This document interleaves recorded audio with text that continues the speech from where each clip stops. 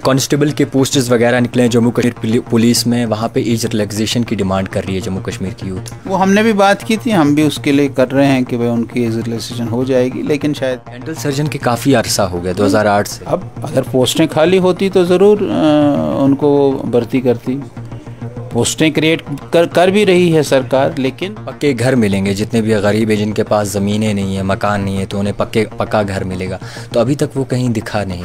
ऐसा नहीं है, आप ज़रा सरकार से आंकड़ा। जम्मू कश्मीर में इंतखाबात जो हैं जल्द बाकायदा तौर पर होने वाले हैं। तमाम जितनी भी रीजनल पार्टीज़ हैं, इसके साथ जितनी भी नेशनल पार्टीज़ हैं, उन्होंने कमर कस ली है और बाकायदा तौर पर तमाम जो है जलसे वगैरह जो है वो मुनक्कद कर रही है। इस वक्त हमारे साथ बातचीत करने के लिए मौजूद हैं बीजेपी के सीनियर लीडर और इसी के साथ साथ जनरल सेक्रेटरी अशोक कोल जी। इनसे जानने की कोशिश करेंगे कि मौजूदा हालात को किस नज़रिए से देखते हैं। सबसे पहले अशोक जी, बहुत शुक्रिया वक्त देने के लिए।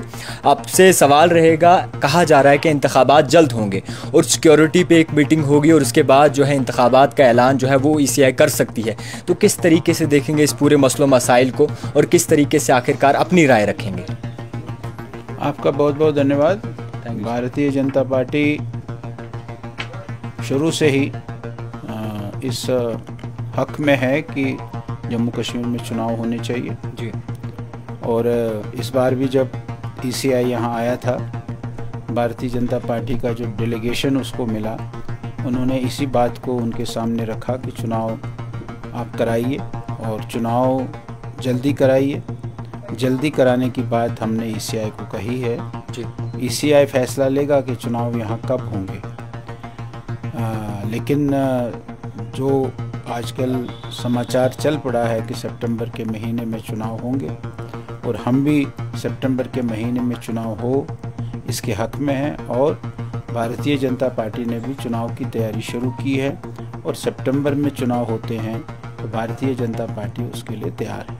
अच्छा, आपसे एक और सवाल रहेगा। मुख्तलिफ पार्टीज़ के लीडर ये दावा करते हैं कि जब ECI यहाँ आया हालात पे जायज़ा लेने, तो हाल ही में एक चुनाव हुआ है, बड़े अच्छे तरीके से हुआ है, लोगों ने जमहूरियत पे एक भरोसा दिखाया है। तो एक बार फिर से यहाँ के हालातों का जायज़ा लेना या फिर सिक्योरिटी रिव्यू मीटिंग्स होना, तो किस तरीके से पॉसिबिलिटी है? अगर सिक्योरिटी ठीक नहीं होती क्या जम्मू कश्मीर में चुनाव नहीं होता? ये पार्टीज़ का कहना है।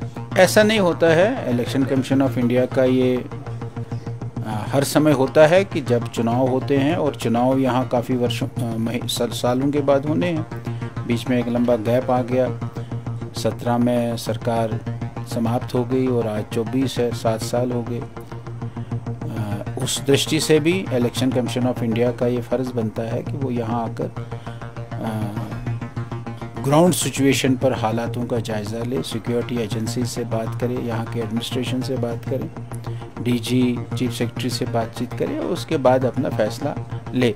और हमको ये लगता है कि इलेक्शन कमीशन ऑफ इंडिया ने अपना मन बनाया है और चुनाव की घोषणा वो अभी इसी महीने में कभी भी कर सकते हैं। अच्छा सर, आपसे ये भी जानने की कोशिश करेंगे, क्या जम्मू कश्मीर में हालात बिल्कुल बेहतर हैं? क्योंकि इक्का दुक्का इनकाउंटर जो है वो हाल ही में देखने को मिल रहे हैं और इस तरीके से लगातार इनकाउंटर जो है वो बाकायदा तौर पर हो रहे हैं, तो क्या कहेंगे आप?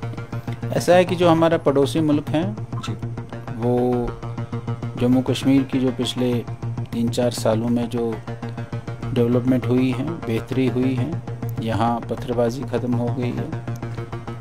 कैलेंडर जो छपते थे किस दिन बंद होगा किस दिन खुला होगा, वो सब ख़त्म हो गया।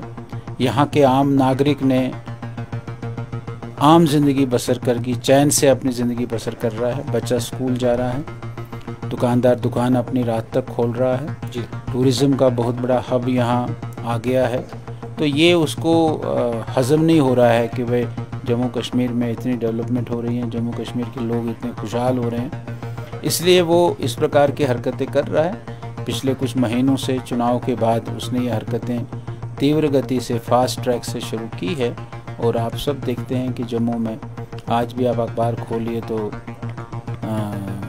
कुपवाड़ा में, इधर उधमपुर में एनकाउंटर है, किश्तवाड़ में एनकाउंटर है, कोकरनाग में एनकाउंटर है, डोडा में एनकाउंटर है। तो ये शुरू हो गया पिछले कुछ, लेकिन मुझे नहीं लगता है कि हमारी सरकार, भारतीय जनता पार्टी की सरकार और यहाँ के एडमिनिस्ट्रेशन, जम्मू कश्मीर के एडमिनिस्ट्रेशन इसको पूरी तरह से क्रश करेगी। और ये जो थोड़ा सा बचा हुआ है, इस बचे हुए को भी हमारी सरकार क्रश करेगी और चुनाव यहाँ समय पर होंगे। अच्छा सर, मुद्दे बहुत ज़्यादा हैं जम्मू कश्मीर में। हालांकि अगर बात करें तो जितनी भी नौजवान पीढ़ी है, जितने भी डेंटल सर्जन हैं, 2008 से उनके पोस्ट वगैरह नहीं निकले हैं, वो परेशान हैं। और इसी के साथ साथ काफ़ी और भी ऐसी यूथ हैं, वो भी परेशान है इसको लेकर। ऐसा नहीं है, सारे हिंदुस्तान में अगर कहीं ज़्यादा एम्प्लॉयमेंट है, पॉपुलेशन कम है, एम्प्लॉयमेंट ज़्यादा है, वो हमारा जम्मू कश्मीर है। सरकार सबको एम्प्लॉयमेंट देगी, ये ऐसा नहीं होता है। डेंटल सर्जन के काफ़ी अरसा हो गया 2008 से। अब अगर पोस्टें खाली होती तो ज़रूर उनको भर्ती करती।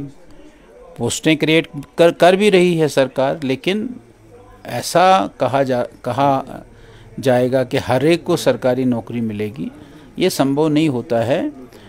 अपने आप भी लोगों को स्वयं कुछ नौकरी के साधन ढूंढने पड़ेंगे और ढूंढते हैं आजकल।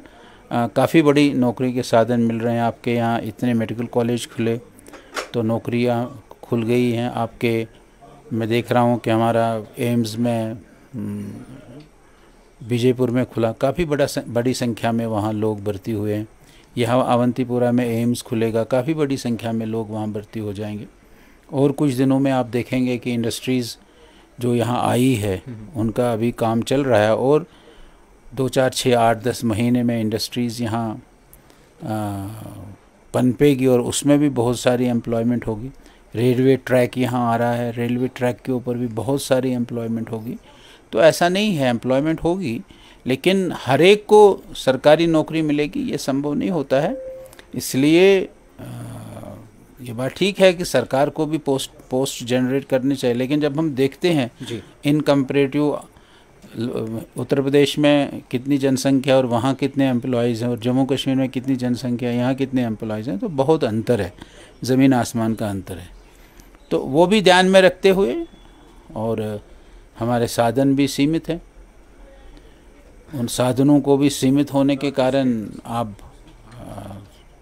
एम्प्लॉयमेंट में भी थोड़ा रोक लग जाता है। अच्छा सर, जितने भी हेड कांस्टेबल है या फिर कांस्टेबल के पोस्ट्स वगैरह निकले हैं जम्मू कश्मीर पुलिस में, वहाँ पे एज रिलैक्सेशन की डिमांड कर रही है जम्मू कश्मीर की यूथ। वो हमने भी बात की थी, हम भी उसके लिए कर रहे हैं कि भाई उनकी एज रिलैक्सेशन हो जाएगी, लेकिन शायद सरकार इस बात पर नहीं मान रही है और उन्होंने 28 साल का जो रखा है प्रोविजन, 18 से 28 साल का, थोड़ा जो रिजर्व कैटेगरीज है उसमें कोई रिलैक्सेशन है, लेकिन 18 से 28 साल के बच्चे और 4000 बच्चे, 4000 पोस्ट्स हैं, बहुत बड़ा चंक है और वो बहुत बड़ा चंक 4000 पोस्टों का भी फिल किया जाएगा और ऐसे ही नौकरियां भी निकलती जाएंगी, नौकरियों में भी लोग।